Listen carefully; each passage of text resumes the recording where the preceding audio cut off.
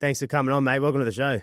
Thanks so much for having me on. Bit of a tough one getting in this morning with the Sydney rain. An hour and 10 minutes. It usually takes me 35 to get from. I'm from the Shire, so it usually takes me 35. People from the Shire love telling you they're from the Shire.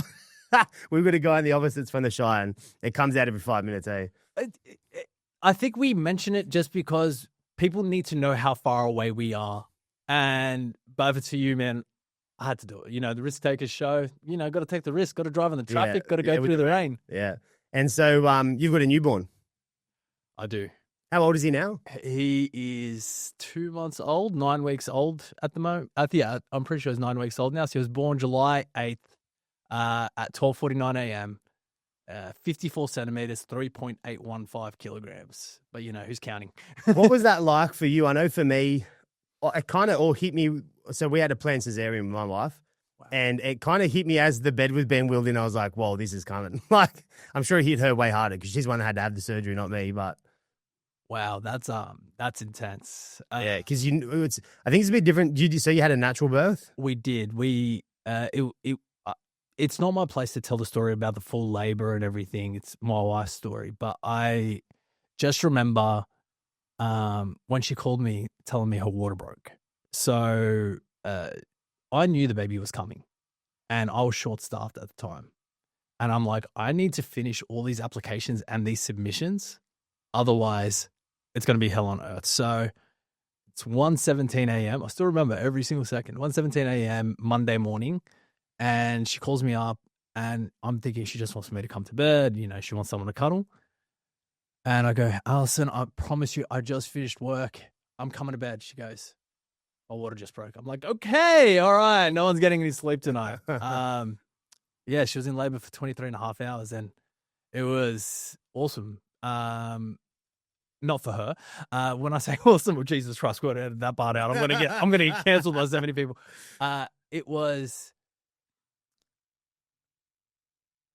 such an experience that I can't explain because it hit me at about 9 a.m. the next day. So they sent us home and we're in the kitchen together and I just start bawling my eyes out and I just realized that we're welcoming, a little being into this world. And we didn't know if we were having a boy or a girl. We didn't do the big Lebanese gender reveals. There's no fireworks at our house. And I still remember we did everything that we could to have a natural birth. He came naturally. And I still remember lifting his leg and seeing that he was a boy. And there's audio of it. And it's me screaming, it's a boy, it's a boy. And I started running around the hospital. Now, I would have loved to have had a little girl. And I would have loved to have, have my little princess. And hopefully one day we will. But when he was born, I was so excited to just name my boy after my older brother. And, on point for today as well. His name's Charles now. It's Charlie, so I've got a little Charlie at home and he's the best thing in the world. And just, he's starting to smile. He's starting to recognize us. He laughs. He's a fucking unit. Am I allowed to curse on this? I don't know what we're allowed to do. What are the rules? No rules, mate. Yeah. No rules. So yeah, he's the best thing that's ever happened. And, he keeps me grounded and there's been no sleep. There was no sleep before, but there's no sleep now. By the way, the sleep for us and for most people I hear is the 4-month mark. If you start sleep training, 5 months onwards, we're 12 hours a night she sleeps from 5 months onwards. So it's coming. You'll get there. Maybe you won't, but. He did a 6-hour stint the other night. That was pretty good. But it's worth it. I was already used to the early morning wake-ups, but man, babies are relentless. It's constant. It's just, there's no reprieve. It's like a business. Harder. Tell me what you think of this. So people when we had our daughter would always say, oh, is it harder than you thought or is it as hard as you thought? And I guess it depends on your life experiences leading up to that moment. But for me, my response has always been, well, for me personally, hard is measured by the outcome. Like if the outcome's not that great, but it was really hard to get to that shitty outcome, then yeah, it was hard. Mm-hmm. But the outcome is exponentially amazing when you have a child. So to me, it's not hard. Like waking up in the middle of the night for the person you've created and loved the most in life is not hard. You know what I mean? It's like your own business. Yeah. If people ring you all night long, but it's moving towards your greater goal in life, that's not hard. It's just part of the journey. Tony Robbins says it best as a push and a pull. When you have to push yourself to constantly do something, that's hard. When you get gravitated or you get pulled towards a goal or you get pulled towards you know, what the light at the end of the tunnel. Let's say that that is a lot easier because you understand where the destination is. So raising a good child, or understanding that this is someone that you love, or understanding that, you know, if I give them the bottle, it's just pulling you close to that light, and it makes you gravitate towards that goal. So when you say, is it hard? Sorry for the start of that. Is it hard? It is. And I'm going to touch on a little point here. I've got experience because I had 14 nieces and nephews before our little one came along. So Alison, who's got, you know, no babies on her side, but we've got so many on my side, she's sitting there freaking out. And I'm like, babe, don't worry. I've got this. My older sister, Micheline, when she had her first baby, she actually moved in with us. She left her husband at their apartment, but she actually moved in with us because she wanted help from her mum. And who was doing the late night wake ups? It was me. I was the one that was, you know, I was the one that was feeding little Peter. Filming you up, yeah. Yeah. And I was 19 years old. I didn't know what I was doing then. I didn't know, you know, how many scoops of formula and sterilize and all this. Yeah. I just knew the kid was hungry. Go grab the bottles, read the back of the packet, and just go for it. So I think she was lucky in the sense that she married someone that has such a big family, big Lebanese family. And I'm lucky in the sense that I got to go through that experience because it just trained me for what was to come. I still remember the first night we brought him home. My sister was over. She couldn't get him to sleep. My mother-in-law was there. She couldn't get him to sleep. Alison trying to get him to sleep. Everyone's like, we don't know what's going on. He's so fussy. I'm like, give him to me. I know exactly what he wants. Literally put him in my hands. He goes quiet instantly. Like, I haven't even fed him yet. Literally goes quiet in an instant. I go and make him 100 mils of formula, put it in his mouth, drinks about 50 mils of it, goes to sleep. I put him in our bed. He sleeps for 7 straight hours. First night home. Second night, sleeps in my arms again. He wouldn't sleep anywhere but my arms for the first 2 nights. And I think when you say, is it hard? It's not hard. Exactly what you said, because you know the end goal is something that's amazing. And the end goal for me was making sure my wife got a good night's sleep and my son got one too. And I always tell her, you know, I'm a vessel for good outcomes. If I can provide, if I can create, if I can do great things, or if I can assist people in some sort of way, who am I? Okay, I'm just a human being. I've got 10 fingers, 10 toes like everyone else. I'm just going to be there and make sure that, you know, the right things are done by the people around me. So it's not hard. Yeah. we had a very firm agreement in our house, which was the worst thing that can happen with a newborn that's difficult, or any child that's difficult, is 2 tired parents. So the agreement always was, if we can foresee this thing, you know, that she gets sick or in the next few days is going to be hard, no matter how terrible the night is, like, one person has to go in the room that you can't hear them from, turn everything off and get a good night's sleep so that they can take over during the day. Mm-hmm. Because 2 tired parents, I think, is, one, it's where mistakes and accidents happen, but 2, it's where frustration and arguments come from as well when you're both at 0%. Yeah. So we've always been like, it's yin and yang. Well, someone needs to sleep. You can't both be up. Like, there's no point in that. Alison and I have that as well. If she's had like 2 big nights, I'll do the big nights. And then if she's, gotten 2 mad sleeps, JD, like, I need some good sleeps after that, you know? So it's, we've got that agreement in our house. Give and take, yeah. You need it, man. You need it because, children and babies by design, and my cousin said this to me, they will try and break you. And I'm like, it's a baby. And he's like, no. Not you as an individual. You're strong. You and your wife. And I'm like, okay, 2 weeks in, I knew exactly what he meant. 2 tired parents doesn't work. No, it doesn't. Yeah. You need the yin and the yang. But that's why you need to marry someone that's supportive and understanding of what you want to accomplish in your life or what you want to do. You know, yourself, you run a very, very risky business in the security space. Myself in the finance space. I'm lucky in the sense that Alison, she has now gone back to work 3-4 hours a day, but she's an optometrist with her own practice. But she was supportive of me, you know, he needs to go do this. His business is at a point now where he's about to launch 4 new products in the next, 3 months. He needs to be on the ground. So having that supportive partner is a huge, huge thing. And I'm blessed. I'm lucky that I have. I don't know what the stats are, but I would assume that couples that have survived through business together probably have a much lower divorce rate post-parenting. Because I feel like you've already had so much conflict. If you've lasted through business, kids are just like, they're just another problem to solve, you know? Like, but I bet you most divorces come from people that have worked in silos in a relationship and they've only had to deal with each other after hours, you know? And then the kids, the wedge in between that. But if you've run a business together, I remember when we started our first business, I had a mentor who sat me down and said, you know, let's go through a few things first before you get into this, you know? The first question he asked me, I never understood at the time, but now I get it fully.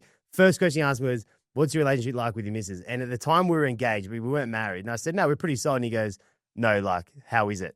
And I was like, no, we're solid. And he goes, because trust me, like, this is the make or break. People say kids are, but business is it, because kids are difficult in like emotional ways, but they can't really mess with your finances until they get older, you know? But a business is like, there's financial problems, there's personality problems, there's relationship problems, people problems, you know, like it's constant. It's throwing everything at you. So I feel like if you've survived that as a couple, yeah, kids are probably fine. But a month into our daughter is probably about when I realized I can see why everyone gets divorced. Yeah, like this is hard. No, but I think that's one of the smartest things I've ever heard anyone say, or that's one of the wisest things I've ever heard anyone say, because you do see a high divorce rate in Australia, and it's often a very disconnected wife from her husband. The husband's always at work and the wife might not be working, or vice versa. Or it's two people who are unfulfilled. Okay. You can be as fulfilled as you want to be emotionally, but men and women have two different types of fulfillment. A man can be completely fulfilled being in a garage playing PlayStation with his boys. And that is a holiday to him. Yeah. It's the best day of his life for him. Women, they have different interests and they have different fulfillment goals. But when it comes to business, being able to be accomplished, especially for men, it's a feeling of duty. I've done the right thing. I've built the right thing. I'm traveling towards my North Star. And by having those two sides of fulfillment, I think you hit the nail on the head. But if you've got those two sides, you know what you're working towards, and you will work towards having a better marriage or creating a better emotional connection to your wife, especially when they're feeling down. Like those hormonal crashes after the pregnancy, and it's statistically proven. I'm not saying anything for shits and giggles. I don't want to get cancelled. I've probably been cancelled already 5 times on this show. But what I'm trying to say is it's already statistically proven, and there's a full imbalance that comes about because you've grown this being within you, and then the being's just exited and took everything with it. And now your body is just fluctuating. So you really got to understand where they're coming from, and you've got to be supportive of that too. So I think when you say, if you can outlast business, you can outlast anything. I agree with that, because when you're working in business, you're dealing with 10 different people, 10 different emotions, 10 different universes. Yeah. And you've got to always be empathetic to whoever's around you, especially when you have clients. When you're selling a product, a e-com product, it might be between $50 or to $200, and you've got, water bottles, or you've got, I'm just trying to think of e-com products. Bro, books. watch straps. Let me tell you a story about watch straps. Watch straps, yeah. I'm selling my M3 at the moment, yeah? It's up for 150 grand. Yeah. These 3 young Asian kids rock up yesterday to buy it in cash. I'm like, what do you do for work? They go, we sell watch straps. E-com. And I was like, bro, I'm in the wrong game. Sounds way more simple. It is. It is. But yeah, fulfillment's probably a big one, what you just said there, because I think I see that in a lot of people. Mm-hmm. And typical success, let's say, meaning let's measure it financially, along that trajectory, maybe from starting from nothing to growing to multi-means, whatever you want to call it, that scale doesn't mean anything if you're not fulfilled along the way somewhere. Mm-hmm. And some people reach to what would be considered the top, where there's no house in Sydney they couldn't afford, and they're not fulfilled. Mm-hmm. But you can be fulfilled way sooner. It's they haven't found what it actually is that they want out of all this. And, that's a fulfillment goal rather than just I want the Ferrari, but then you're sitting in it lonely. Oh, man. Have you ever driven a Ferrari? No, I've got to think about not driving cars that I want to own because I want the first experience to be when I buy. Okay. Yeah. I drove my mates, so, they're expensive cars, and he lent it to me for my wedding day. And do you know the only thing you think about when you're driving a Ferrari? God, I hope nobody hits me. Yeah. That's the only thing I'm thinking of. I'm just thinking, This is not my car. This is my mate's car. He's lent it to me for my wedding day. And all I'm thinking to myself is, please, just nobody rear-end me. Please, that's all I'm hoping for. They're fantastic vehicles. And the reason I bring up Ferrari and all that sort of stuff, the fulfillment side, You know, people think to themselves, oh, I'll be fulfilled when I got the big house. Or I'll be fulfilled when I got the car and stuff. I was probably my most fulfilled when I was working Uber and personal training at the same time, and I was struggling to make ends meet, and I was just going to the gym, and I knew I was just putting in effort. I was some of the happiest I had ever been because I was studying, I was doing well at uni, and to me that felt like a success. And you operate at a different rhythm when you're achieving a goal. And as you said, you know, fulfillment. We're talking about that. We're talking about big houses and all those things. You're not always going to feel that if you make a shit ton of money and go straight away. Like you know what I'm saying, because you've gone through it. You've gone through small business and stuff. You're probably most fulfilled when everything connects together and you've got like a work-life integration, work-life harmony. Work-life balance is bullshit. Whoever tells you, I'm looking dead at the camera for this one. That is complete bullshit. That doesn't exist. Fulfillment doesn't come from working less hours to be at home being unproductive more. Obviously, productive time with your family is different. Yeah. You know, but like unproductive time is not where fulfillment's found. Work-life balance is not sitting on TikTok for 8 hours a day. Yeah. Which I see so many people do now. They're like, oh, did you see this TikTok? I don't know how to use TikTok. Yeah. I know how to use Instagram Reels and LinkedIn. Yeah. I have no idea how to use TikTok. And people are like, oh, but you've posted on there. I'm like, yeah, but I genuinely don't know like these trends. It confuses me. Yeah, I don't get it. I don't know, Macarena now and all this kind of stuff. I kind of love being an old man and being oblivious to things as well. It's so much fun. There's a peace that comes with it, I'm telling you. It's exciting. Yeah. It's the best. I don't have to worry about these trends and baggy jeans and I don't know what's going on anymore. Yeah, yeah. But it's bit of separation is not so bad. 100%. But like this work-life balance culture that everybody's mentioning and stuff, what are you going to achieve by being balanced? Oh, I could spend more time at home and watch TV. Fantastic.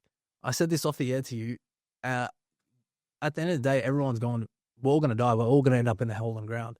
Everybody's going to have the same type of dirt thrown on top of them. You know, there's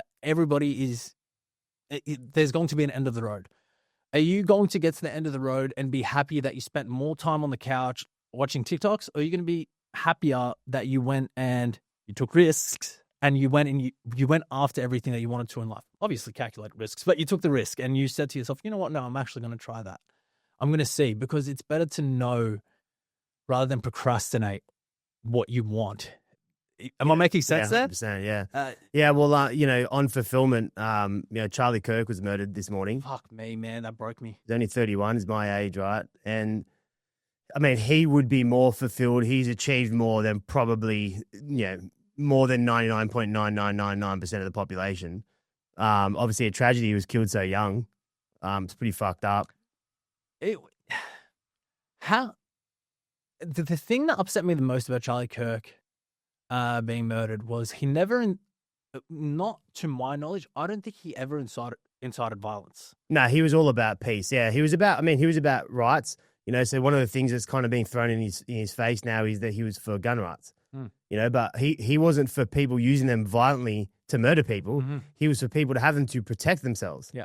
You know, so you can't just say, oh, but he was for guns. Well, we have guns in Australia still, and people always try to draw that line between America and Australia, and they don't realize that in Australia, it's just not publicized, but you can get some pretty serious guns with nothing but it's like a 2-hour course at a police station, 18 years old, no criminal record, mm-hmm. and you can get some serious guns. Like I'm talking high-powered stuff. You can get like 270, I'm pretty sure. Oh, but not just that, but fast reloading. Like they say in Australia, we don't have semi-autos. They should ban them in America, but there are lever action and pump action guns that you can shoot basically just as fast as a semi-auto. Criminals will always find a way to create violence, and we see this problem in Melbourne at the moment. Have you seen all these machete attacks that are happening? I was on the news for it the other day. Yeah, I tried to be fair, but because otherwise they don't ring you to go on the news if you start throwing it in their face. But the reality is, banning machetes is just a knee-jerk reaction to look good for the press. It's not actually solving anything. Mm-hmm. You know, the best thing that came out of that was the guy who got to charge them $400,000 a bin for the police stations. He's the only one that won out of this situation. You know, because the reality is that's not solving anything. It's the beginning of a culture problem, which is what America has. America has a culture problem. You can sit on a roof 200 meters away and sniper someone down in Australia too, but it doesn't happen. We don't have school shootings, not because it can't happen, but it just doesn't. It's not it's a culture issue in America. And the same thing with knives. For example, if you go to UK, it's impossible to get a gun there. Yeah. So what happened? Knife crime through the roof. And this is the thing. Like, we look at the gun violence in America. Okay, I understand people with criminal records and, a few other things, they shouldn't be able to get access to these guns. And I understand Charlie Koch passed away. He was shot. But in Australia, we currently have a serious problem in Melbourne where we have 1 to 2 machete attacks a day. And that's a systemic issue. That issue is not coming. And I'm going to say this so you can still go on the news. That is something that we are not protecting the people in Australia well enough, and we are also being too lax on the bail laws in Australia, and people are now being able to be released and commit these attacks again. It's catch and release down in Victoria at the moment. I've got a friend of mine who's a senior detective at the AFP, and he's still got a lot of friends that are in the police force, and he tells me they'll go grab some kids, they'll arrest them, give them a talking to, release them. 2 hours later, they're back in the cop shop. There's actually a worse side of that. I'll tell from a security perspective. So personally, I've arrested probably over 100 people. I've carried buttons and handcuffs and firearms for years now. And one of the things I tell people a lot, which shocks a lot of people, is so when security make an arrest, you're arresting somebody under the citizens arrest laws, but the difference is security have handcuffs, right? So when you handcuff somebody, you're removing their liberty to protect themselves. So they're now in your custody, right? Same as if someone's having a first aid episode and you harm them further, it's, you're responsible for it.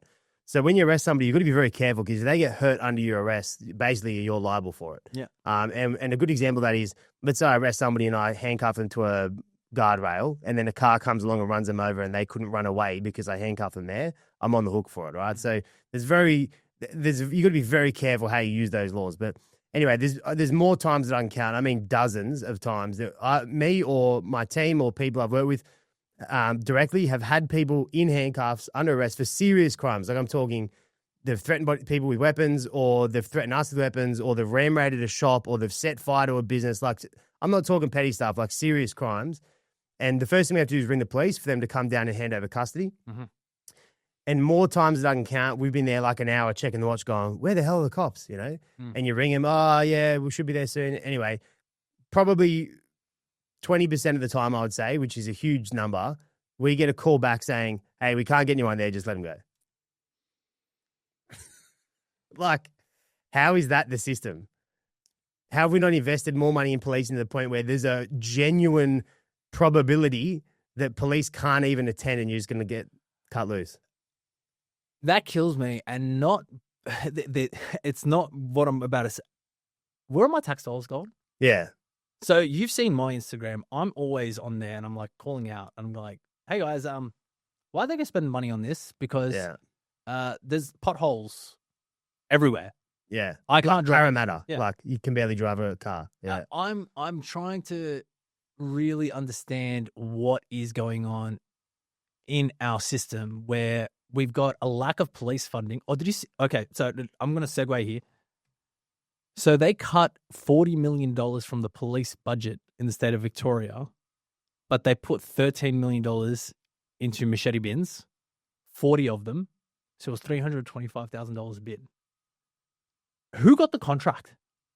And how did they come to the realization of, okay, we're going to cut police funding by 40 mil, but we're going to put $13 million into bins? I was at a dinner last night, and I haven't fact-checked this, but one of the guys there who was quite into it was telling me that apparently there's some backdoor thing with these bins where Dan Andrews is an advisor to some company who makes these bins, and it's all – and people don't realize that they think that's like that's the tinfoil hat stuff that you think the government's in that deep with these contracts, but it genuinely happens. Like the government are lining the pockets of private businesses and getting kickbacks, and people get caught for it all the time. I know. Parramatta Council was literally just raided by ICAC. You're joking? Like, yeah. I actually had no idea about that. Yeah, 2 months ago. But it's so funny. People think that a lot. Oh man, I'm going to get so cancelled. They think that politicians have their best interests at heart. We've seen, and I'm going to talk about housing now because that's my specialty. Okay, we've seen the federal government systematically disable the housing market in Australia. during COVID, when we had less resources, we had less people in Australia, we had a lot less of these things. We were building 220,000 homes a year. Now we are building 170,000 homes a year. The difference is our net migration has increased by 2 million people. So we are building 50,000 less houses and we're trying to cater to 2 million more people. That doesn't make sense to anybody. What we also saw were interest rates go all the way up. We saw, I think the statistic was 2,900 builders went bankrupt, whether it was voluntary, involuntary, phoenixing companies, or I'm not too sure about that. All I know is there was 2,900 businesses that went bankrupt, and I think that was only across one financial year. I don't have the statistics off the top of my head here. So we saw all this happen, and then we have the chief economist of India say Australia's providing the opportunity for us to build, I think it was 1,000 new homes or something like that, and they're going to give us $500 billion to do it. And they are allowing us to send both skilled and unskilled migrants to Australia. And I'm looking at this and I'm like, who got the kickback? Because they introduced the law. They introduced the law at the end of the year last year, and this was something that they campaigned on, and not enough people are talking about this.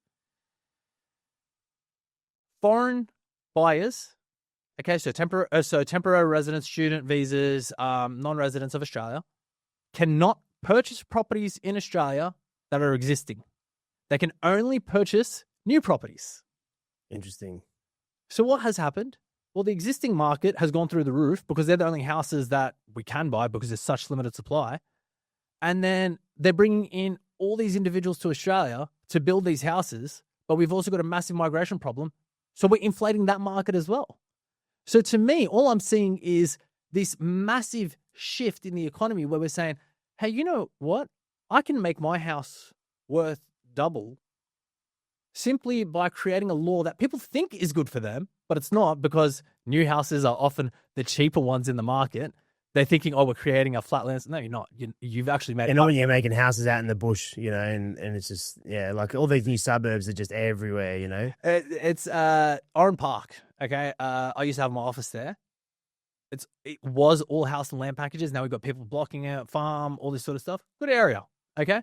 But you can see that so many people are moving to that area. If I want to go from Oran Park to the city, that's an hour and 20-minute drive. Okay, I don't even think it's got a train station. They're building a train station. God knows how long that's going to take.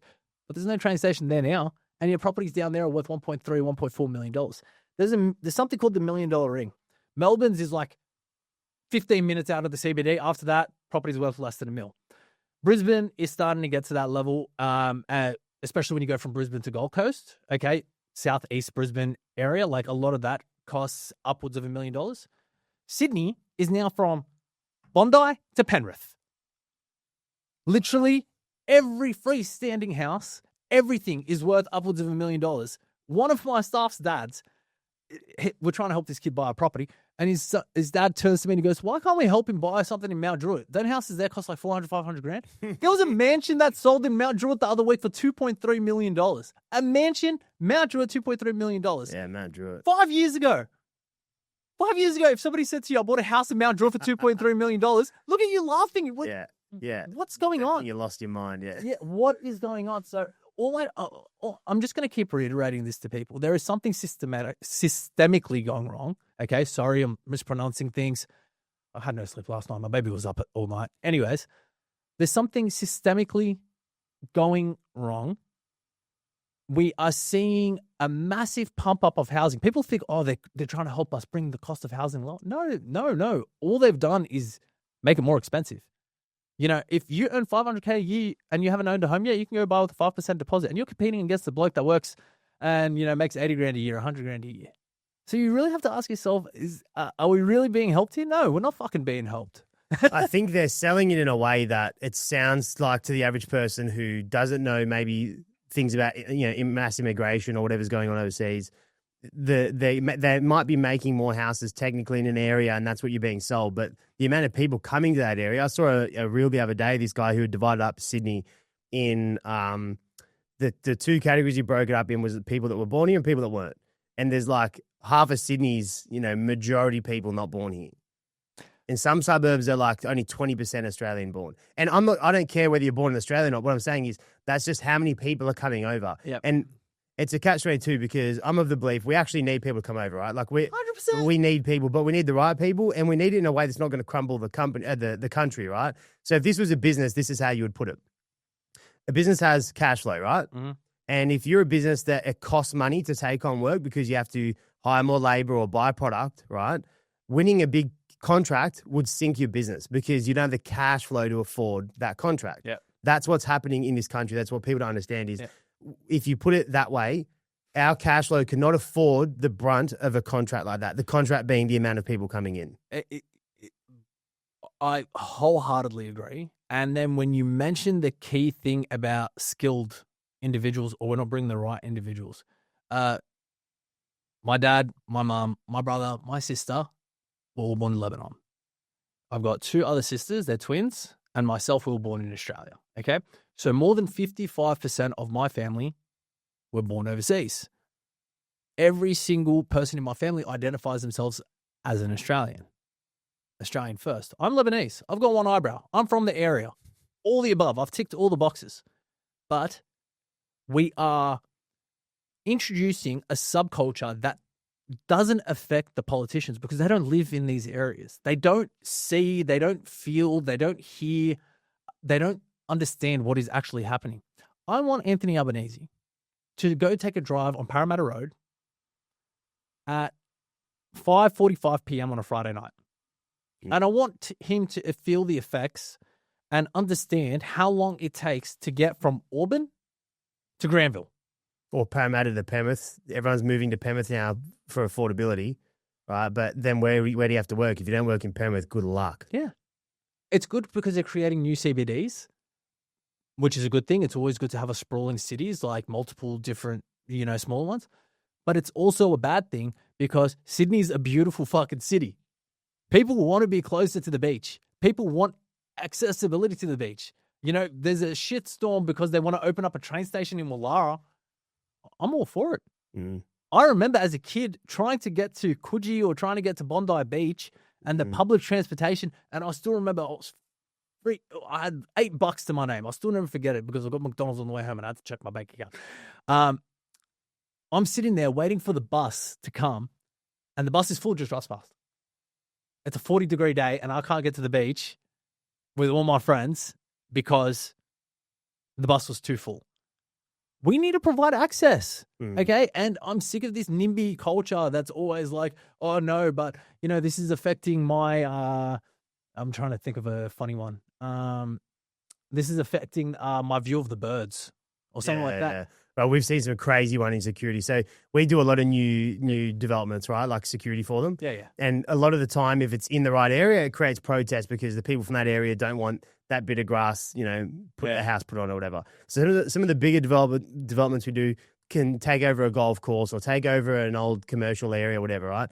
But the protests are always by the people that live across the road and don't want, their view ruined but they always take that angle. So, and, when you talk about the cost of living, cost of living is one problem. Cost of construction for houses is another. We don't have a land crisis. We just have a building a house crisis, right? There's more than enough land. We just have enough people to put the houses on affordably because material cost is through the roof. The legislation to build a house is through the roof. We had a job not long ago where we had to send security guards every night to this site to release possums, right? So they had to put traps out at night because they had to remove the possums from the construction zone so they wouldn't get sorry. I thought release possums. I'm sitting down. I'm like, no, wait, it gets good. Yeah. Okay. So they catch the possums, right? Okay. They come in the morning, 6 a.m. We've caught a possum. Yeah. Right. But they're not allowed to walk it to the other side of the fence where it is allowed to be released and release it during the day because it's nocturnal. So they've got to release it at night. So for some reason, somebody thought it's safer for that possum to be locked in a cage all day with a blanket over it instead of just put out. So then this possum's got to sit in a cage all day. But by the time they're allowed to release it, which is nighttime, there's no one there. So they've got to send another staff member back to release them. They've got a lone workers policy because there's laws on that, which means they have to have a security guard or first aider there with them to release the possum. So all of a sudden, this possum's costing like $2,000. Minimum 4 hours labor for security guard, minimum 4 hours labor for a scientist that specializes in, releasing possums and somebody to sign off all the documentation and the insurance for it. And it's like, and that was every day for like 4 years. Okay, so 365 times 2,000. What are we looking at? 730,000 times that by 4, 2.92. Onto the cost of the houses that are going there. $2.92 million. Yeah. The same site got held up 3 months because bats were mating within 150 meters of the site. So I'm not saying I'm for animal cruelty, but what I'm saying is it's these things that are really blowing the cost that people don't understand. It's not just the cost of timber. It's that. There's the extra legislation and the fact that nobody in the council works overtime. And then there's one more level, and that's holding costs. Because we have so many people coming to Australia and because we have so many things that are trying to get approved at the same time, you actually hold the property for longer. And let's say your interest rate went from let's say 2% when you first bought it back in 21 or 22, and then it went up to 7 or 8%, and you're holding a $3 million property and it's taking forever to get approved, that's going to send you bust. Yeah. So there was so many factors, and this is what I keep mentioning. Like, bro, they introduced a bunch of shit that sent people bankrupt. And now they're coming in and they're saying, oh, no, India's going to build us $500 billion worth of homes and they're going to send us the people to do it. Okay, can I buy one? No, because if you're a temporary resident, you can only buy those ones. You can't buy anything else. So I'm already out of the market. Yeah. So if I make 90 grand a year working at Woolies, or if I, make 100 grand a year working as a teacher, teachers now make like 110 grand a year. Did you know that? But in Sydney, that's probably not enough still. It's not enough, but I was tripped out. I remember back in the day, they were making 50 grand a year and there was protests and everything, but making 110 grand a year, you're a teacher, you still can't afford it. Yeah. So, if we ever going to talk about risks or anything like that, if you've got some sort of semblance of a deposit, okay, this is not financial advice. This is general, speak to a financial advisor, but go get a fucking house right now because those things are poised. And I'm going to say poised. I'm not going to say expected or anything like that, but they're poised to grow in value. Yeah. So we've created a self-inflationary market. We've created a market that, number one, benefits a lot of people who are cash heavy, but it also benefits a lot of people that are already asset heavy and they can leverage on that asset. So like I'm the perfect example and I'm going to say this right now. Okay. I own a house. All right. I own a house and it's in Illawong. Postcode is 2234. We've got Illawong, Menai, Heathcote, then you're in Wollongong. Okay. Then you're on the way to Waterfall and all those sorts of things, right? So I'm on the outskirts of Sydney. I bought that house for 800 grand back in 2018. All right. My house is now worth $1.5 million. I did absolutely nothing for that house to go from 800,000 to 1.5 mil. All I did was buy a house. I put the deposit in and I bought a house. So now I've got access to another $700,000. It is easier for me to get access to that $700,000 by buying a property than it is for me to sit there, get fucking slugged 25% by the tax office for this, get slugged for this, and try and save the $700,000 that way. Mm. So what I'm trying to explain is, hey, capital growth versus saving cash flow. Yeah, 100%. It will come back, sort of thing. But yeah, be wary of properties that you buy. Don't go buy apartments that don't really appreciate a value like the other stuff. I saw a reel about that the other day that was saying that apartments of the last 10 years have basically gone nowhere. And in fact, it's like a large majority of lost money for the landowner, whereas houses have gone up year on year. But the cost of cash has gone up year on year as well. So maybe it's just matching inflation in a lot of places. No, it's people like privacy. That's the truth of it. People like privacy and they don't want to pay strata. Mm. So that's why people go for houses. You buy an apartment when you don't want to drive too much. You want to be close to public transport, and you're comfortable with, like, you don't want to do the maintenance stuff around the house. You don't want to mow the lawn or any of that stuff. Apartments are needed. Mm. They're needed. Okay, you watch Friends, Seinfeld, all those TV shows. Yeah, it feels a need, but not necessarily the best investments. I guess it depends on what you're going for. It depends what you're going for. Like, I've seen a lot of buyer's agents actually go out there and preach, hey, like, I don't buy my house. I rent an apartment close to the city because that's where I want to live. I want to live near bars. I want to live near restaurants. I want to live near run clubs or whatever it is in Bondi. But if I'm going to invest, I'm going to buy a house somewhere else because someone who's at a different stage in their life is going to want to buy that house or rent that house from me later down the track. So, if I'm 25, I'm 34 now, and I'm happily living in Illawong because I don't have noise. Okay. I'm sorry, I lost my train of thought there for a second. I'm 25, let's say, and I want to buy an investment that's going to make me money long term. All right, what am I going to go buy? Oh, should I go buy that apartment? Well, you can't really do much development with it afterwards. You can't add a graded flat. You can't add a second rental income, and you got to pay the strata. You got to pay everything, and then there's depreciation on top of that. Buildings age, land doesn't, sort of thing.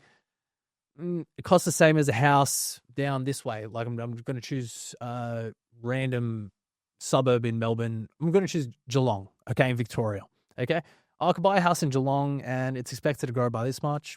You know what? I'm going to go buy the house in Geelong, and I'm going to rent where I live. I never used to agree with this, but now that houses are so fucking expensive, and people can't save deposits, I'm like, speak to a buyer's agent. Don't get the advice off a broker. Go speak to a buyer's agent. They're actually going to help you out, and that's the sort of risk that we need to be teaching kids to take. Don't fucking. Oh, if you want to start an e-com business, go ahead and do that because some of those go fucking skyrocket. But if you want to see good cash actually as well because it's amazing transactional. It's you're not waiting 90 days for invoices. You know, Shopify and all that stuff. Oh, man, how many invoices have you? Oh, bro, don't even.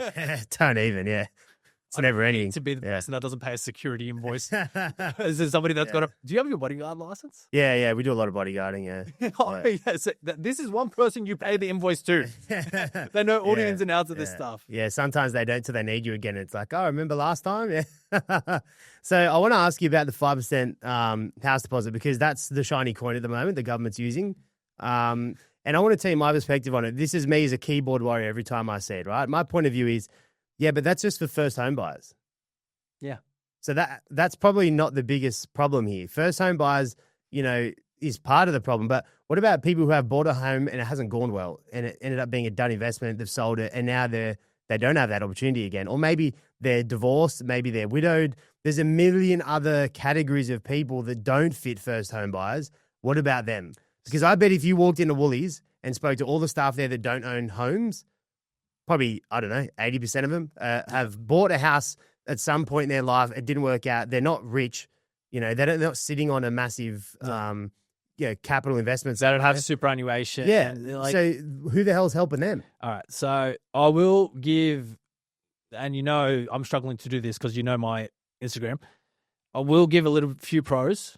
I will say, however, that it wasn't them that introduced this. It was a previous federal government that did. If you are divorced, it doesn't matter if you've owned a home before or not. You can buy with a 2% deposit, which is pretty good. That's pretty good, yeah. Not many didn't people know about that. A lot of people don't. That's in the fine print. So we helped the lady buy a house with an $8,000 deposit. She bought a $400,000 house, and she has. Is she going to cop that in the long run though, with LMI and all this stuff? No, because she doesn't have to pay the lender's mortgage insurance. The government acts as a guarantor, and the day she settled, I'm not even kidding you, because of the 3-month settlement, the property had grown $100,000 in value. So we were immediately able to remove the government as a guarantor. So that's a unicorn story. Yeah, that doesn't happen. Yeah, that doesn't happen often, and it's very hard to qualify for those loans. And you've got to be living in specific areas. So there is a single parent guarantee that can help people purchase with a 2% deposit. There's also, if you haven't owned property for 10 years, you are able to requalify for these schemes again. So if you bought and sold 10 years ago, hard on your luck, you finally fixed your credit, things are going okay, and you've got a 5% deposit and you owned a property 10 years ago plus, okay. Then you're able to jump into the property market again and you can use this scheme. So there is those little hidden fine pieces of fine print. And I'm happy that I get to talk about this stuff because I never get to talk about the good stuff. But there are the pros, but there's bigger cons than there are pros. Con number one is there's a lot of mortgage brokers that are treating the first home guarantee like a stamp duty concession. Stamp duty concessions are run by the state. The first home guarantee is run by the Australian federal government. So Canberra essentially acts as a guarantor. So they've upped the price caps in every single state, and you've got Albo running around saying, you can buy with just a 5%. No, shut the fuck up. You can't buy with just a 5% deposit. There's something called stamp duty, and the stamp duty concessions don't exist. Okay, they get wiped out if you buy over those caps. So you can. And the caps are quite low, right? Like you're not getting under that cap in Sydney. So the cap for New South Wales for stamp duty concessions is $1 million. After you go past $1 million, you're paying full stamp duty.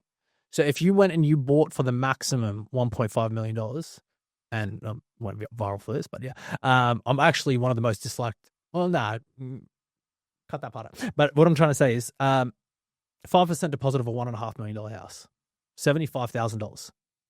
It's not just a 5% deposit. You need the $67,000 to pay for the stamp duty too. Okay. So that's already $132,000 in upfront costs that you got to pay. That's a lot of fucking money. And so is there trying to tack on the loan? Is that how they do it? They just try and tack it on the loan, or you can't? You're not allowed to. You're not allowed to. So you got to find another way to get that $67,000. So, and I've seen this happen. I've seen people be like, oh, I didn't know I had to pay for stamp duty. I thought, the buyer's agent told me I'd do the first home guarantee. I'm like, it's not the same thing. The second thing is, to be able to afford a $1.5 million house using a $75,000 deposit and all that sort of stuff, you've got to be having a combined household income of at least $250,000. Okay? So that's 12% of households in Australia have a combined income of upwards of $250,000. The last thing is, this is the one that really, really upsets me. They didn't put a cap on how many people can purchase together. So me, you, sound, video, let's go, 4 of us, never owned a home before, let's go buy a house together, right? We're legally allowed to do that now. We're allowed to do that with a 5% deposit. So we found something worth $500,000. Okay, we'll put $25,000 in. There's 4 of us, $7,500 each or whatever. That's as long as all 4 of you qualify for the first home buyers, whatever, right? And all 4 of you live in the property. So all 4 of you have got to live in the property. You go get married, your spouse isn't allowed to use it anymore, and she's got to live in the property. Okay. People don't know this shit. So let's say you get 4 of the boys together. Oh yeah, we'll go buy 2 better, and we'll make some money. It'll go up in value. The buyer's agent told me this. The buyer's agent told me that. All 4 of you got to live in there, mate. So now you got bunk beds in a 2-bedroom apartment that's 80 square meters. Okay, one of you gets hitched. They've got to stay in there. Otherwise, if they change their residency, that property might get treated as an investment. And on top of that, you cannot change the property into an investment property until you remove the government as a guarantor. It doesn't work the same as the stamp duty concession. Stamp duty concession is as long as a property is owner-occ and you lived in it for 12 months, you get the stamp duty concession. Yeah, and you can move out. And you can move out, okay, because people move. With this one, you got to live in it. So if you're buying with you and 3 buddies, okay, you got to live in it. And on top of that, if you guys decide to move out and say, oh yeah, we'll get some rental income for it, we'll do it cash, okay? The government will never know. Do you know what the government's going to look up? They will go and they will have a look at the water bill, or they'll look at the electricity bill and they'll see whose name is it in. That's what they've done. And they fine you and they send you the bill for the LMI afterwards. They say, oh, no, you're using it as investment. Here's your $18,000 for lender's mortgage insurance. And here you go, mate. There's another $2,500 fine for each of you. Okay, you got to pay that in 90 days or else, I don't know, we'll put an injunction. I don't know what the government does after they do that. Yeah. But I think people don't realize the data the government now is collecting is crazy. Like the way they're cross-checking. Yeah. In Broker was telling me the other day that now if you have somebody who has money you shouldn't have, like a drug deal or whatever, right? What do? They go and buy a Lambo, they put in their mum's name, and then they insure it in their mum's name, but they have to list themselves as a driver so they're covered. Apparently now they're looking at or forcing insurers to release the information of who a listed driver is to try and tie that to them and go, this is an asset that hasn't been earned legally. They also coming out with the freedom of information. Yeah, what's going on with that? Because I think you'd know more about that than I would. Where you need to put in your driver's license to get Facebook. Yeah, I don't know how far it's going to go yet, but yeah, they're saying that. I think it's all starting basically from financial crime. Because you see crypto's changed a lot of things.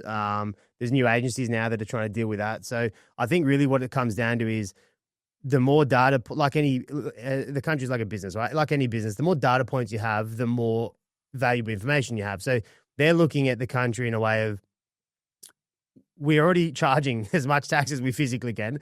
We've invented every tax we can possibly think of. We've invented taxes that people don't even have in most of the world, right? So now the goal is, if we can't really create more taxes, so we just have to find more people to tax. And the way to do that is through things like, asset holding trusts and all this stuff that people have been shuffling things around for. If you do an asset holding trust and you don't declare the cars or whatever, you're going to pay luxury goods tax. Not luxury goods. Luxury car tax? No, the fringe benefits tax. Yeah. So if they can find more ways to apply fringe benefits tax to people, then there's more income there. So they're just trying to use everything they can.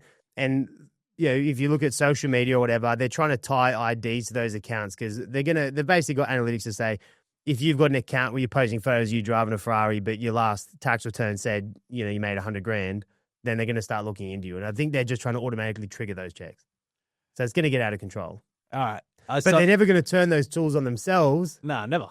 No, it's like that superannuation wealth tax that they tried to introduce. And then basically it was found out that the Prime Minister was exempt from it because he was on a Yeah, superannuation yeah. pension plan. Mind you, he gets paid a moxon on that plan. He gets paid like 13.5% of his salary or something like that. It's a huge amount. Yeah. He's getting like, I think every single year after he's out of office, it's something astronomical. It's like 6 figures. And I just kind of sit there and I go, Same with Dan Andrews and all these guys that I fucking hate that left bloke. on. Okay, like she could be now. I hate that bloke with a passion. Yeah. Because I've heard the rumors and I'm certain you've heard the same ones. And someone like that, why haven't the left ever questioned, oh, this guy just came back from hospital. He got... What happens is, left or right, you never want to admit when one of your own have done the wrong thing. I think that happens, in history. So I think Dan Andrews was such a champion for a lot of people that it's kind of like someone you care about has done the wrong thing. You want to brush it under the rug and move on as quick as you can. And I think that's just human nature, right? It is, but anyways, I'm not going to get into it just in case. Look, I think all politics is messy, right? It is. And, if you put yourself in the mind of somebody who's, like at the end of the day, they're high achievers, right? Somebody who's reached that level of politics is a high achiever. Mm-hmm. I don't know any high achievers that are doing it for anyone other than themselves.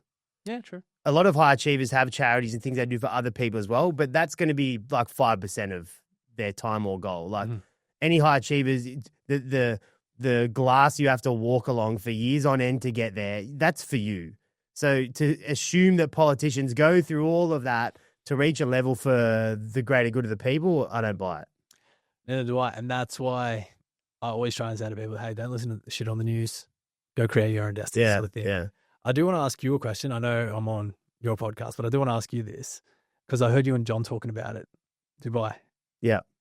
And you and I were talking off air and you were telling me, yeah, it looks kind of interesting over there. What's attracting you about it? Because I'll tell you what drew us towards it as well. Yeah. So look, how Dubai started for most businesses is kind of like Singapore, right? They would set up more or less a shell company there with a local director. You would own your IP over there. You would have your marketing team over there. And any profits from your business over here would go over there, and then you would leave it there for tax purposes, right? But I think that just led people into the idea of, well, since we've got this over there, why don't we start trading over there? And so there are genuine businesses now that are doing really well over there, and it's not just operating as a shell company. Like, they're just doing really well. So we've got a few customers that have started moving businesses over there to genuinely trade there as an entity, not just as a shell company or whatever. And so that kind of sparked the idea for us. So we've got a lot of security tech that they don't have over there. And I thought, it's probably a good place to go for that. But the reality is, owning a business in Australia is hard. It's only getting harder. And that makes me as an individual rethink what kind of business I want to run. And the reality is, for me now, that's really about, I started in business as a labor hire business, basically. Yeah. But you evolved. That only solves so many problems. Putting a security guard at your shop after it's been ram raided so they don't come back again is like, bro, they've already been there. They're not coming back, So there was this, inner voice going, you're not actually helping anyone. You're just the Band-Aid, Mm-hmm. And so that pushed us into a lot of tech, and then that tech led us into, well, we want to help people and have a bigger impact. And for that, we need a very forward-thinking country that promotes entrepreneurship. Yeah. That wants to help the growth of themselves and the people in it, that doesn't want to just, thrive off basically taxing their own people, right? They're heavily taxing export and things like that. But also just a great place to live. So I don't know, it's a tough call. I don't think the right way to do it is to try and go between. I think you've really got to pack up, revoke your tax. You never do anything half-assed. You got to do it. Yeah, you got to do it. You got to go all in. Yeah. But you got to do it for the right reasons as well. So I mean, we've got kids. For me, it's like, do I want my daughter to be raised in a school in a foreign country? Well, I don't really want her to be raised in half the schools in Australia. So, Good point. I never thought of it that way either. Yeah. And so I asked John, because he just got back from there. I haven't been yet. So this is. Oh, so you haven't been before? We were meant to go in January for a big trip, but we just got too busy. Good. It's too much traffic in January. Yeah. Okay. Yeah. It's horrific. You would hate it. Yeah. So it's early days for us. Like, it's not something we're going to do in the next 5 minutes, but we're thinking 5-10 years.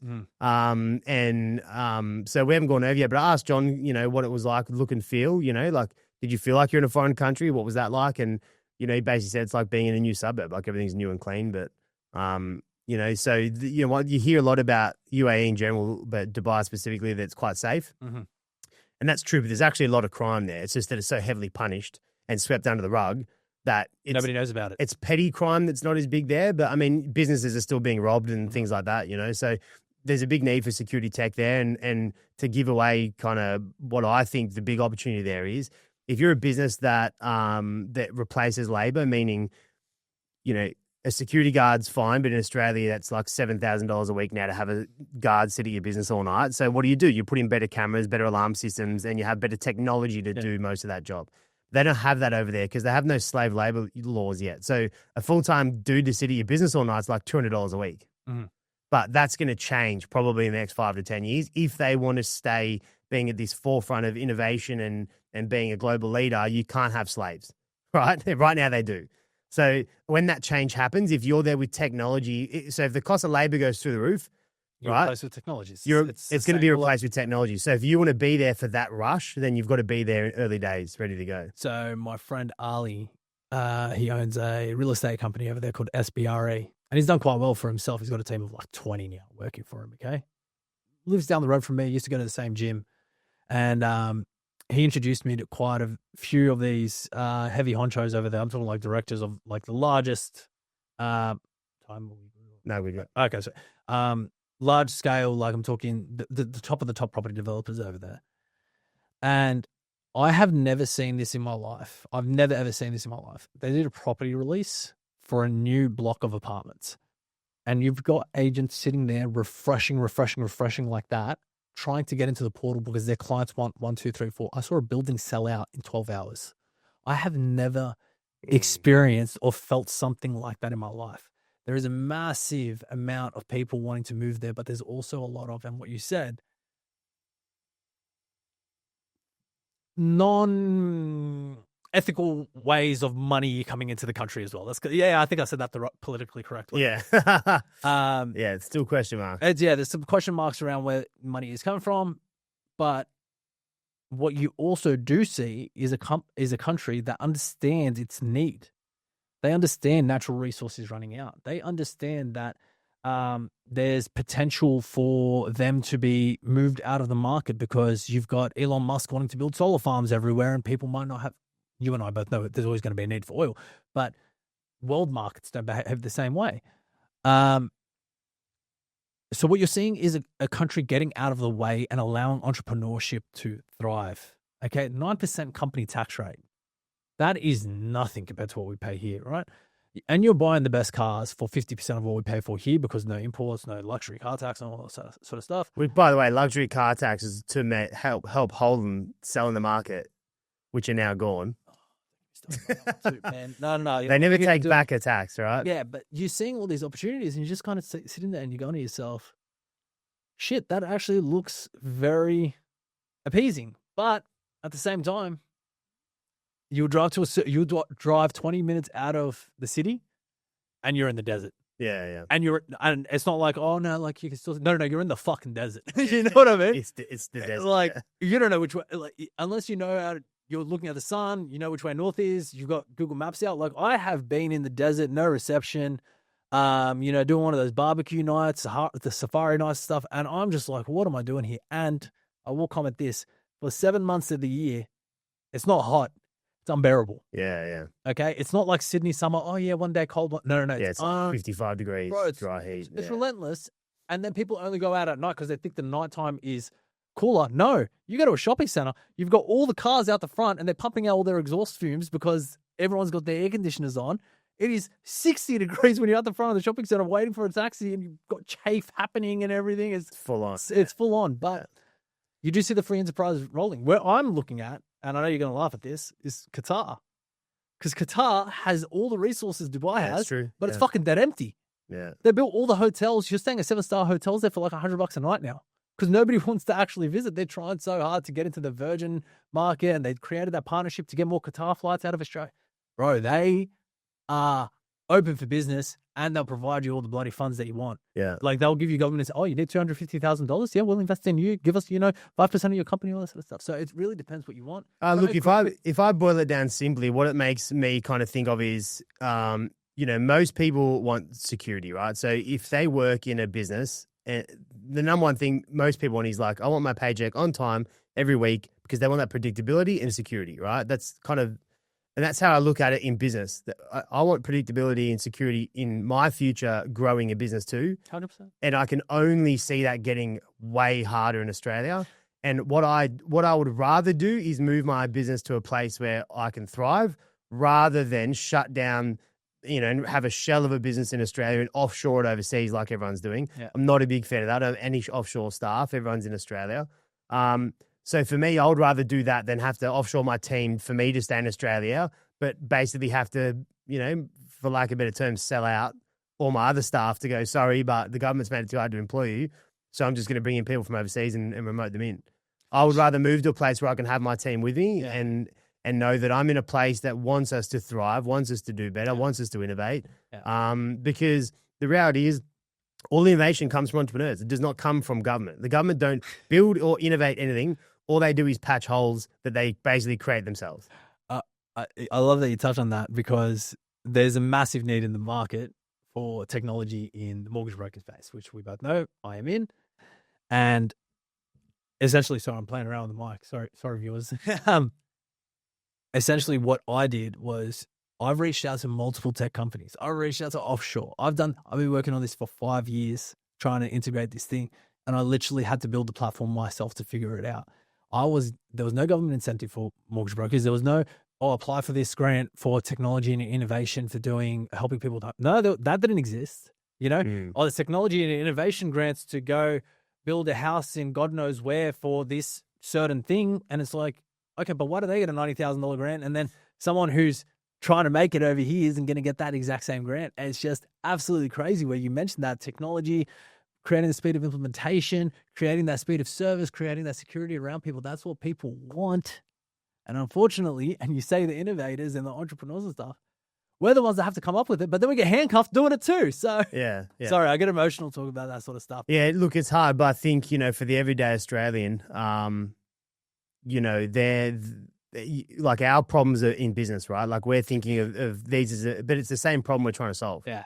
The everyday Australian, their goal is to buy a house. That's the Australian dream, right? Yeah. And maybe that, I said the other day that maybe we just need to change our mindset in that in Australia because there's a lot of places in the world you can't live within an hour of the city in a house at all because it's so built up, right? Yet we're fortunate in Australia that basically within kind of 15 minutes of any CBD in Australia, you'll find a park and some trees and an open place and a house in the backyard and if you've got enough money, right?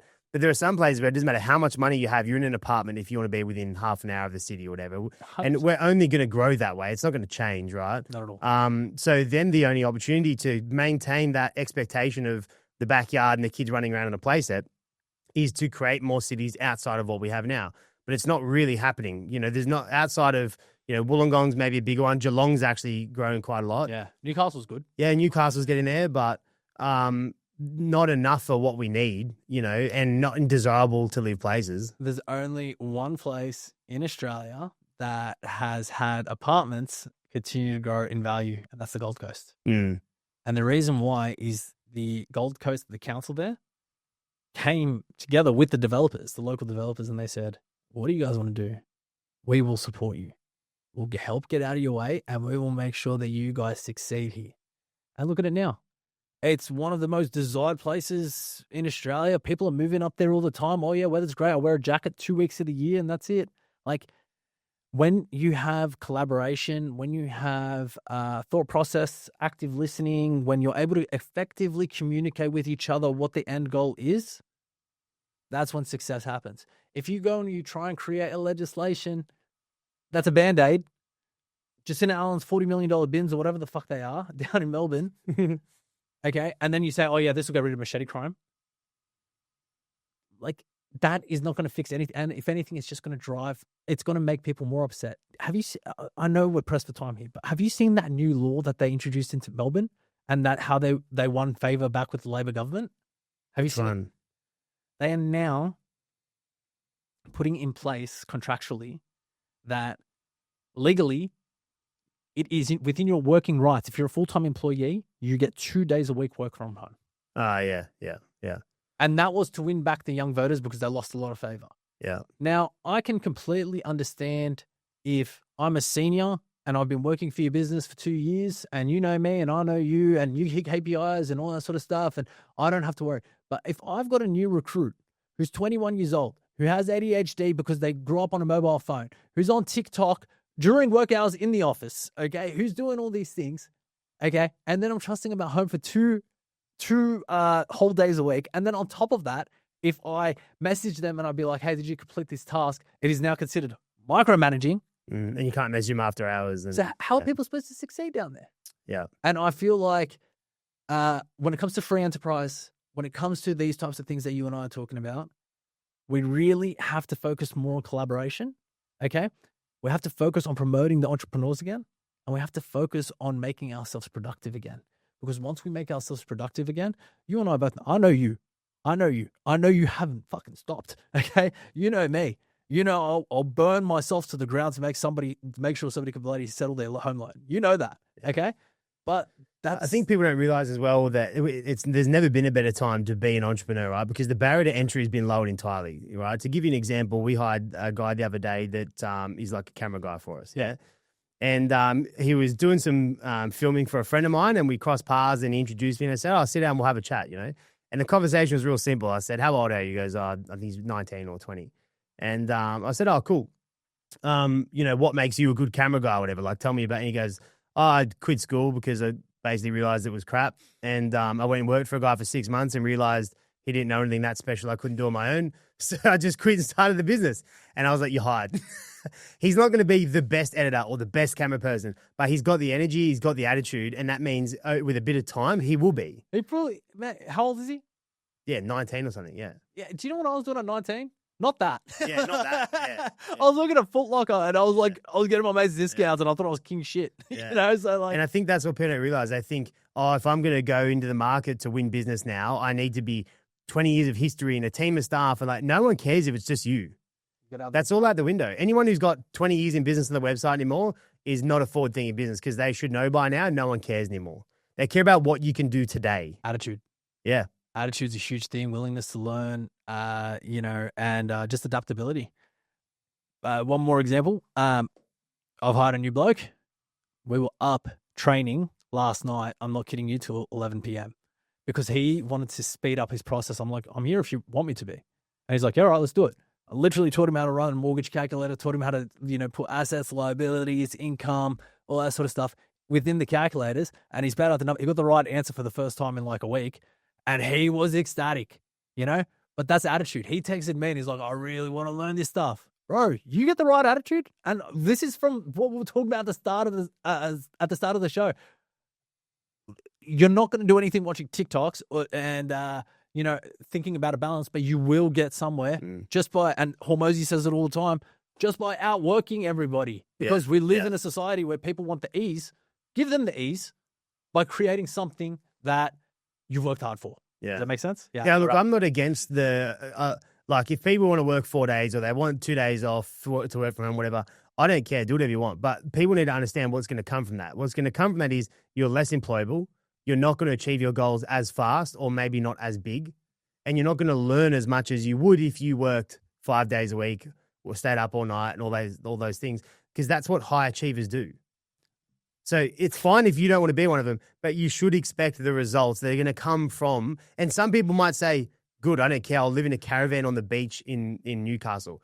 Then go work online 2 days a week. That's perfectly fine.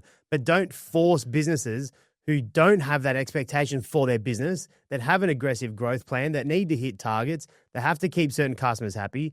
Our most business is 24/7, right? Imagine if you had a security company and you rang and they said, sorry, but we only work 4 days a week now. Like, what are you talking about? You can't do that. It's not applicable to everybody. So the moment that came out, I was just sitting there. I was like, I can't wait for a settlement to fail in Victoria because it was Sally's work from home day. And this is the thing about work from home days as well. People take it as a day off. Oh, yeah. No, anyone who looks me in the eye and says, I work the same from home as I do at the office, you are a flat out liar. 100%. Do you know the only people that work from home and they work harder from home than they do in the office are the business owners. Yeah. Because they're not getting distracted by water cooler talk or anything like that. They are actually doing work. Yeah. Well, not my house. I got an 18-month-old. Yeah. Well, same. I've got a 2-month-old now, but I can tell you, like, my best efforts have been spent in that office just slamming away. There is something special about 9 p.m. to like 1 a.m., headphones on at your desk. That's where the magic happens. They're my best hours. I used to do. Do you know my morning routine? What it used to be before I go to the pub? Oh man, this is fucked. I was going to bed at 7 p.m. every night. My wife hated it because she's social. I was waking up at 2 a.m. Meditation, cold shower, gym. After the gym, get home, cardio. So I had a Peloton bike, 15 minutes, yoga, jump on the computer, 4 straight hours of deep work, clearest mind I've ever had in the world because I don't have the day's problems on my mind. I've just got clarity and I'm just working away, and then take the dogs for a walk. And I did that for 18 months straight before Charlie was born. Yeah. And though you said it there, that 9 p.m. to 1 a.m., those night hours where you're not getting notifications, you're not getting a random buzz here. You might get it different because you're in security and stuff. I'm not getting any of that. I've got me, computer, data entry, problem solving. And it is the most beautiful, magical hours in the world. Rhythm, flow, all of it. Brad Pitt driving Formula One. He's just in the zone. Best things in the world, man. Yeah, it's funny you say that because I did a similar thing until I lost my license, but I was doing 4 a.m. So 4 a.m., get up, go to the gym, come home. But then I'd get home about 5:36 and my daughter gets up at 7:30 and my wife, right? Yeah. So that hour and a half, I was actually in the garage working on my car or working on my motorbike, like doing the things you would normally do at night, but now that's family time. Yeah. And that actually started my day a lot better. I started my working hours the same, but I got my me time back. And then that meant, you know, those things I would normally do at night, if I tried to do them at night, I'd feel guilty. You know, there's a big guilt that comes with being a father. That's it, man. And then when my daughter went to bed, you know, you want to spend time with your wife. And then when she goes to bed, you want to go to bed with her. So, like, I just never was doing those little... Yeah. I'm not talking about, like, if you need a day away to go fall driving or skiing or whatever, but it's those little hour and a half personal things that give you a bit of a break. I was suffering from that. And so I started doing them at 5 a.m. It was the best. I got my hour and a half with Charlie this morning. He woke up at 5 Yeah. and I was holding him just before I was getting ready to come here. And it's just that hour and a half, 2 hours in the morning that you get with them. Is anything better? Yeah, it's the best. It's the best, man. Yeah. It's the absolute fucking best. Yeah, they I got asked the other day if having my daughter changed my like work ethic or attitude, and I've always been somebody who has never suffered from like having a bad attitude or not, you know, having to be hyped up. Like I'm really good at just talking myself into doing the hard stuff. Like I don't have an issue with that. But I think what it did do is maybe highlight the importance of how much what I'm doing every day actually isn't for me, like it is for everyone else. You know, because at the end of the day, if it was just me in this world, like if I wasn't married and I didn't have kids, then I don't really need as much as I do when I do have a wife and I do have kids. So, you know, the first half of my weeks are the tax man. We all know that. But the next half of the weeks now, not as much for me as it is for everyone else, right? Because the family moments we want to create as my daughter grows up are going to come from my hard work now, being able to afford to go on those holidays and those trips and do all those things that won't come if I don't put in the work now. So I think that's the only thing. It's probably changed my perspective. But what about you? I fucking love that. I fucking love everything. Sorry, I just took me back a bit because I had that thought the other night. I'm sitting there and I'm typing away at a keyboard and I had a deal hit my desk. I'm not kidding you. And it was a big deal. And all I thought to myself at that very moment was, I want to go home and I want to spend time with my son. And I know this deal is going to take me 3 months of work. It's one of those complicated, people are involved. It's one of those headaches, right? And I'm sitting there and I'm like, prior to Charlie, I would have taken this every day of the week because there's a handsome commission at the end of it. But I still remember the referral partner calls me and he goes, hey, would you want to jump in on this? Yada, yada. You can make a big comm. You can get a great client out of it, all this stuff. And I go, if they pay the mandate fee for my hours worked up front, sure. Otherwise, I'm not working on it, because the way brokers work is very different. We get paid by the banks. But when it comes to large scale deals, they take 30 hours of typing time. I'm not talking 30 hours of work hours. Oh yeah, I'm going to go, to the bathroom and be 30 minutes on Facebook. No, I'm talking 30 hours of like typing time, valuations, negotiations, making sure that, tax portals are clear. There's so much more involved on the large scale deals than, your regular refinance or anything like that. And I still remember, I go, if they pay my mandate and if they sign the mandate fee so I can invoice them, I'm more than happy to do it. Otherwise, I'm not going to do it because I've got a kid at home. I know what I need to accomplish. And these big deals, they might be unicorns and they might be hero products. But what stems from that is a disconnection with my partner and a disconnection from my son.